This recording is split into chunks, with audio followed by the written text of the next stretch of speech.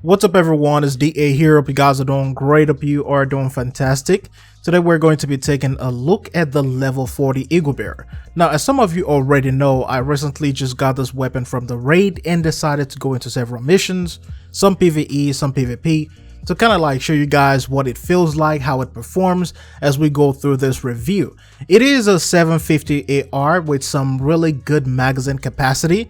Coupled with certain builds, you could be going into the range of 80 ammo per magazine. So I think that is above average for what we have in the game right now and how spongy some of these enemies are. It comes with a max headshot damage and other stats are varied. At least mine is a little bit above average. So what makes this deserving of the name Eagle Bear, or what makes it a really good exotic or something that you should go after? Well, it is due to the talents called Eagle Strike and the talent called Tenacity.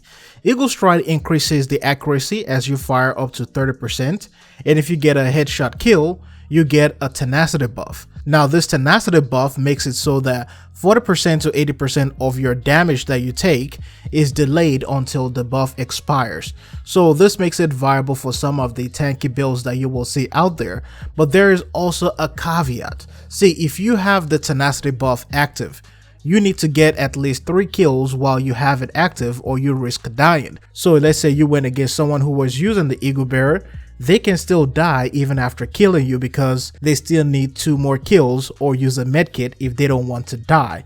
But assuming that you are not focusing on the exotic talents of this weapon, the good thing about it is that you can get up to 90% weapon accuracy, and that is a really cool thing.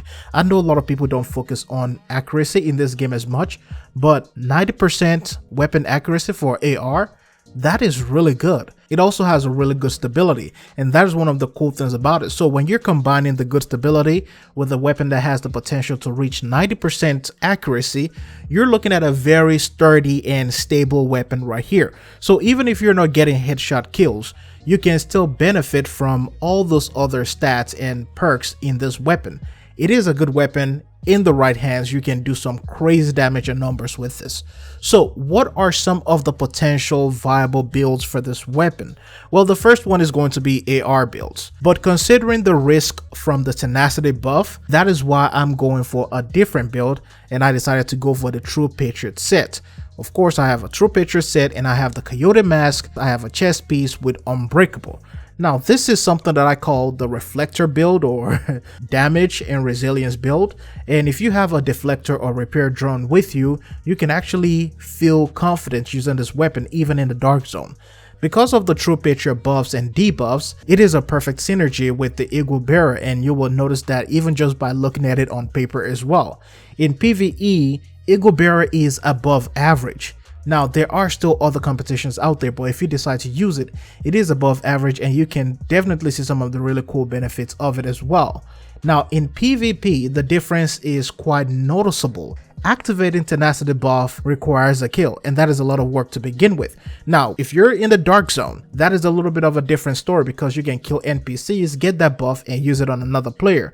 But if we're talking about conflict by itself, that can be a little bit of a tricky one. So that is why PvP with Eagle Bearer can be in a little bit of a tricky situation. You need your own personal skills to begin with.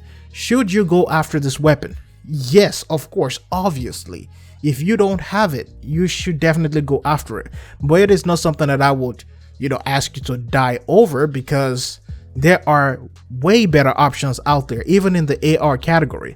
I would recommend using the FAMAS due to its higher RPM, and of course with the versatility and being able to make different changes to the talent itself. Anyways, that is going to be it for the Eagle Bearer review. Let me know what you guys think about this down below in the comment section if you've gotten your hands on one. As always, it's DA signing out.